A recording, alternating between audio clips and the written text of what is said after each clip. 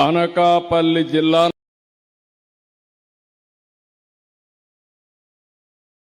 మళ్లీ అదృష్టం వరించింది. భారీ పెట్టుబడులతో అనకాపల్లి జిల్లా అదరగొడతా ఉంది. భవిష్యత్తులో అనకాపల్లి జిల్లా భారతదేశంలోనే నెంబర్ 1 జిల్లాగా తయారవుతుంది. మొన్నని 1,36,000 కోట్ల పెట్టుబడి పెట్టి Arcelor Mittal Nissan India steel ప్లాంట్కి శంకుస్థాపన చేసుకున్నాం. నెల రోజులే ఈరోజు మళ్ళీ రాంబిల్లిలో భూమి పూజ చేశాం. రెన్యూ ఎనర్జీ గ్లోబల్ రాంబిల్లో 5,400 కోట్ల రూపాయలు పెడుతుంది. 6.5 ఇన్గాట్ వేఫర్ ప్లాంట్ ఏర్పాటు చేస్తుంది. అదే మరి 125 మెగావాట్లు hybrid captive renewable power project కోసం 1,200 కోట్లు పెడతారు. 2,100 మందికి డైరెక్ట్ గా ఎంప్లాయ్మెంట్ వస్తుంది. నేను ఒక్కటి అనకాపల్లి జిల్లాలో ఉండే మీ అందరికీ హామీ ఇస్తున్నా. ఒకప్పుడు హైదరాబాద్ పక్కన రంగారెడ్డి జిల్లా ఉండేది చుట్టూరు. ఆ రోజు రంగారెడ్డి జిల్లా సమైక్య ఆంధ్రప్రదేశ్లోనే అత్యంత వెనుకబడిన జిల్లా. ఈరోజు హైదరాబాద్ రంగారెడ్డి జిల్లా దేశంలోనే అత్యంత ధనిక జిల్లా. ఎన్నేళ్లంటే 25 ఏళ్లు. ఇప్పుడు విశాఖపట్నం ఉంది.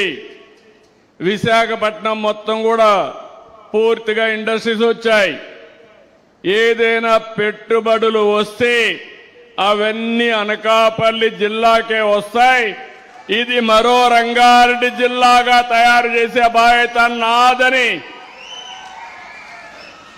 మీ అందరికీ హామీ ఇస్తున్నా. ఈరోజు ఇక్కడ చూశారు రెన్యూ సంస్థ chairman. Real I'm appreciating Sinha ji. His industrial journey is very, very inspiring. I know his father. Yashwant Sinhaji was a Union Finance Minister during Vajpayee period. I was the Chief Minister. I had a very good equation with him. But now if you see here, within short time, 15 years, he has done a miracle. Growing sector you have identified, and also this is the future. Money is not the criteria, is not the constraint. You are having leadership, money will come, investment will come, profits will come, employment will be generated. That is the model you have produced. I am proud of you. Country is proud of you by doing all these things. ఈ ఏ ప్రాంతానికి వెళ్ళండి ప్రపంచంలో అభివృద్ధి అంటే తలసరి ఆదాయం, ఉపాధి ఉండాలి. తలసరి ఆదాయం ఎక్కువ రావాలంటే విద్యుత్ శక్తి కూడా వినియోగించాలి. అదే సమయంలో నాకు కూడా అనుభవం ఉంది. 30 ఏళ్లుగా చూశాను. ముఖ్యమంత్రిగా అయినప్పటి నుంచి అంత అనుభవం కూడా రాజకీయాల్లో చూశాను. నేను చూసినప్పుడు అభివృద్ధి అనేది శ్రద్ధ పెట్టి చేస్తే ఏదైనా సాధ్యం. మిమ్మల్ని అందరినీ మనస్ఫూర్తిగా అభినందించాలి. 2024 ఎన్నికల కంటే ముందు 1924 ఏం జరిగిందో ఈ రాష్ట్రంలో మీరు చూశారు. విధ్వంసం, ఎక్కడ చూసినా అభివృద్ధి ఆగిపోవడం, అనేక సమస్యలు వచ్చాయి. ఆ రోజు నేను మా మిత్రుడు పవన్ కళ్యాణ్ గారు ఇద్దరం కలిసి ఆలోచించాం.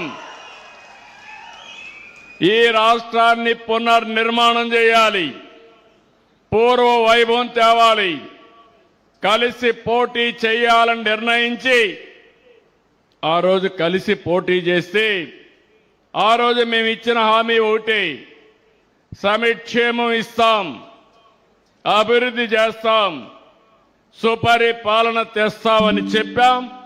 మీరు నమ్మారు. ఈ అనకాపల్లి జిల్లాలో కానీ విశాఖపట్నంలో కానీ అన్ని సీట్లు ఎన్డీఏ అభ్యర్థుల్ని గెలిపించారంటే అది మీరు చూపించిన చొరవ. ఆ రోజు మేమిద్దరమే కాకుండా ఈ దేశానికి సరైన నాయకత్వం నరేంద్ర మోడీ గారిని నమ్మాం.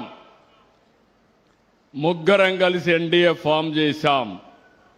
దాని ఫలితమే ఈరోజు మీరు చూస్తే రాష్ట్రంలో పెద్ద ఎత్తున అభివృద్ధి కార్యక్రమాలు జరుగుతున్నాయి.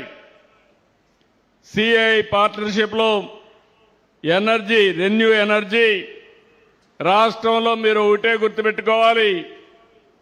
ఈరోజు సిన్హా గారు ఇక్కడ ఉన్నారు. 82,000 కోట్ల రూపాయలు ఈ రాష్ట్రంలో పెట్టుబడులు పెట్టడానికి ముందుకు వచ్చారు. మీరందరూ కూడా గట్టిగా చప్పట్లు కొట్టి అభినందించండి.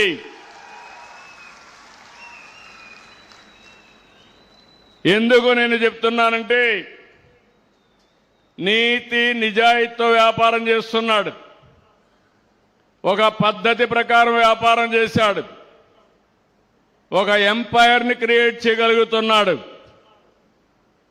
ఆయన మన ఒక్క రాష్ట్రంలోనే 82,000 కోట్ల రూపాయలు ఈ యొక్క గ్రీన్ ఎనర్జీలో ఖర్చు పెట్టే పరిస్థితికి వచ్చాడు. ఇప్పటికీ 777 మెగావాట్లు విండు, సోలార్ అనంతపూర్ జిల్లాలో పెట్టే పరిస్థితికి వచ్చారు. మళ్ళీ అనంతపూర్, కర్నూలు రెంటుల్లో కూడా 10,370 కోట్ల రూపాయలు తొందరలోనే పనులు ప్రారంభిస్తారు. అంటే రెండు ప్రాంతాల్లో ఇక్కడ మ్యానుఫ్యాక్చరింగ్ చేస్తున్నారు, అక్కడ మాత్రం సోలార్ విండ్తో పవర్ జనరేట్ చేస్తున్నారు. రాంపల్లిలో పెట్టిన రెన్యూ సంస్థ చేస్తున్న సోలార్ ఇంగాట్ వేఫర్ ఉత్పత్తితో విదేశాలపైన మనం ఆధారపడే పరిస్థితి పోతుంది. ఇదే ప్రధానమంత్రి మోడీజీ గారి యొక్క ఆత్మ నిర్భర్ భారత్ అని చెప్పి కూడా నేను మీకు తెలియజేస్తున్నా. నేను ఒకటే ఆలోచించాను. ఈరోజు మీకు అందరికీ తెలిసి దేశంలో పవర్ సెక్టర్ రిఫార్మ్స్ ని ప్రారంభించింది తెలుగుదేశం పార్టీ. 2000లోనే దీన్ని ప్రారంభించాం. ఈరోజు మీరు చూస్తే నేను చాలాసార్లు మీకు ఒక మాట చెప్పాను, రాబోయే రోజుల్లో కరెంటు ఛార్జీలు పెంచనని ఎన్నికల సమయంలో చెప్పాను. చెప్పిన మాట నిలబెట్టుకుంటున్నానా లేదా మీరు ఒకసారి ఆలోచన చేయాల్సిన అవసరం ఉంది. గత 5 సంవత్సరాలు 1924 విద్యుత్ రంగం కుప్పగూలిపోయింది. పీపీఏలు రద్దు చేశారు. నిర్వహణ లోపం, తప్పుడు నిర్ణయాలు, అధిక ధరకు కరెంటు కొనడం, ఇంకో పక్క ఎక్కడ చూసినా అవినీతి. ఇలాంటి అనాలోచిత నిర్ణయాల వల్ల కరెంటు వాడుకోకుండా ఉచితంగా సోలార్ వల్ల కరెంటు వస్తే దాన్ని వాడుకోకుండా క్యాపిటల్ కాస్ట్ మీద 9,000 కోట్ల రూపాయలు చెల్లించే పరిస్థితికి వచ్చారు. ప్రజా ధనాన్ని దుర్వినియోగం చేశారు. అంతేకాకుండా ఈరోజు 1924లో విద్యుత్ సంస్థలపైన 1,12,000 కోట్ల రూపాయలు భారం మోపారు. 9 సార్లు కరెంటు ఛార్జీలు పెంచారు. మీ మీద 32,000 కోట్ల రూపాయలు భారం వేసే పరిస్థితికి వచ్చారు. నేను 2024లో వస్తానే ఆలోచించాను, మనం చేయాల్సింది తక్కువ ఖర్చుతో కరెంటు ఉత్పత్తి చేయాలి. ఏమేం మార్గాలు ఉన్నాయని ఆలోచించాను. దీనికి గ్రీన్ ఎనర్జీ ఒక మార్గం. అందుకే కేంద్రం 500 గిగావాట్లు కరెంటు ఉత్పత్తి చేయాలని గ్రీన్ ఎనర్జీలో లక్ష్యంగా పెట్టుకుంటే మనం 160 గిగావాట్లు రెన్యూవబుల్ ఎనర్జీకి ముందుకు పోతున్నాం. దీనివల్ల 10 లక్షల కోట్ల పెట్టుబడులు వస్తాయి. 7,50,000 మందికి ఉద్యోగాలు వస్తాయి. 22 నెలలు 117 ప్రాజెక్టులు క్లియర్ చేశాం. 5,95,000 కోట్ల రూపాయలు పెట్టుబడులు వచ్చాయి. 4,76,000 మందికి ఉద్యోగాలు వస్తాయి. ఇప్పటికీ 160 గిగావాట్లు 90 గిగావాట్లు శాంక్షన్ కూడా ఇచ్చాం. ఎంఓయూలు కూడా చేశాం. మొన్నే విశాఖపట్నంలో మోడీ గారు శంకుస్థాపన చేశారు. ఎన్టీపీసీ గ్రీన్ ఎనర్జీ 1,85,000 కోట్లు ఖర్చు పెట్టబోతున్నారు. రాబోయే సంవత్సరం పనులు కూడా ప్రారంభిస్తారు. నేను ఒకటే ఆలోచిస్తున్నాను, ఈరోజు ఎక్కడికక్కడ వాహనాలన్నీ కూడా ఎలక్ట్రికల్ వాహనాలు రావాలని, దీనివల్ల పొల్యూషన్ కంట్రోల్ అవుతుంది. తొందరలోనే ఏపీఎస్ఆర్టీసీ 1050 బస్సులు ఈవీ వెహికల్స్ తీసుకొస్తున్నాం. 1000 పైన ఛార్జింగ్ స్టేషన్లు పెట్టాం. ఇంకో తొందరలో 444 వస్తాయి. రాబోయే 3 సంవత్సరాల్లో 5,000 ఛార్జింగ్ స్టేషన్లు వచ్చి మొత్తం రాబోయే రోజుల్లో అన్ని ఆర్టీసీ బస్సులన్నీ కూడా ఎలక్ట్రికల్ బస్సులే వస్తాయి. మీరందరూ సహకరిస్తే ఆర్టీసీ బస్సులన్నీ కూడా ఏసీ బస్సులు పెట్టి పేదవాళ్లు కూడా తిరగడానికి ప్రయాణ సౌకర్యం కల్పిస్తాం. అంటే డబ్బులుండేవాళ్ళు ఏసీలో తిరగడం కాదు, మా పేదవాడు కూడా దర్జాగా బయటకు వస్తే గౌరవంగా ఉండే పరిస్థితి తీసుకురావాలనేది నా కోరిక. కాకినాడలో అతి పెద్ద గ్రీన్ అమోనియా ఉత్పత్తి కోసం ఏఎం గ్రీన్ కో ముందుకు వస్తా ఉంది. ఇప్పటికే అగ్రిమెంట్లు కూడా చేసుకున్నారు. నా ఆలోచన ఒకటే, మీ అందరికి కూడా విజ్ఞప్తి చేస్తున్నా, రాష్ట్రంలో ప్రతి ఒక్క ఇంటిని ఒక విద్యుత్ ఉత్పత్తి కేంద్రంగా తయారు చేయాలి. మీరే కరెంటు ఉత్పత్తి చేసుకోవాలి. మీకు అవసరమైన కరెంటు మీరే వాడుకోవాలి. ఒకవేళ మీకు కరెంటు గాని అదనంగా ఉంటే గ్రిడ్కి ఇవ్వండి.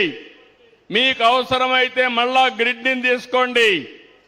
వ్యవసాయం చేసే రైతులు మీరే కరెంటు ఉత్పత్తి చేసుకోవాలి. పంప్ సెట్ దగ్గర మీరు వాడుకోవాలి. మీకు అవసరమైతే మీ ఇంటికి వాడుకోండి.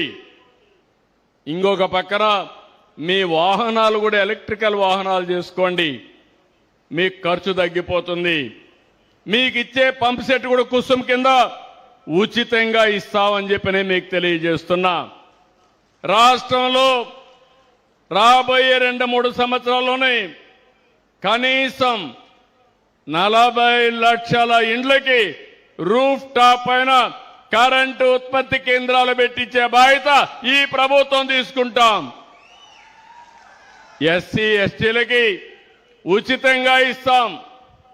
2 కిలోవాట్లు 60,000 రూపాయలు ఉచితంగా ఇస్తాం. అదే మరి అందరికి కూడా 78,000 రూపాయల వరకు 3 కిలోవాట్ల వరకు ఉచితంగా ఇస్తాం.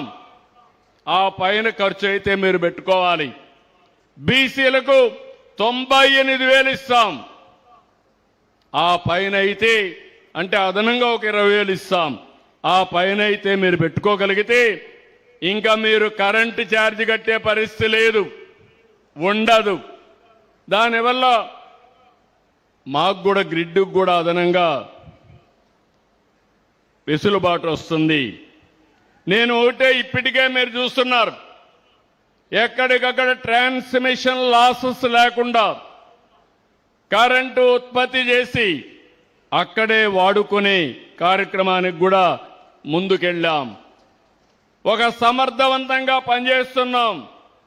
అందువల్లనే మీరు చూస్తే పోయిన గవర్నమెంట్ పెంచిన కరెంటు ఛార్జీల్ని ట్రూ అప్ ఛార్జెస్ పెడితే దాన్ని ట్రూ డౌన్ ఛార్జెస్ గా చేసి యూనిట్ కి 13 పైసలు 4,498 కోట్ల రూపాయలు మీ కరెంట్ ఛార్జీలు తగ్గించాం. 22 నెలలు ఒక్క పైసా పెంచలేదు. పోయిన గవర్నమెంట్ వేసిన కరెంటు ఛార్జీలు తగ్గించాం. ఇప్పుడు హామీ ఇస్తున్నా, రాంపల్లిలో హామీ ఇస్తున్నా, భవిష్యత్తులో కూడా కరెంటు ఛార్జీలు పెంచమని మరొకసారి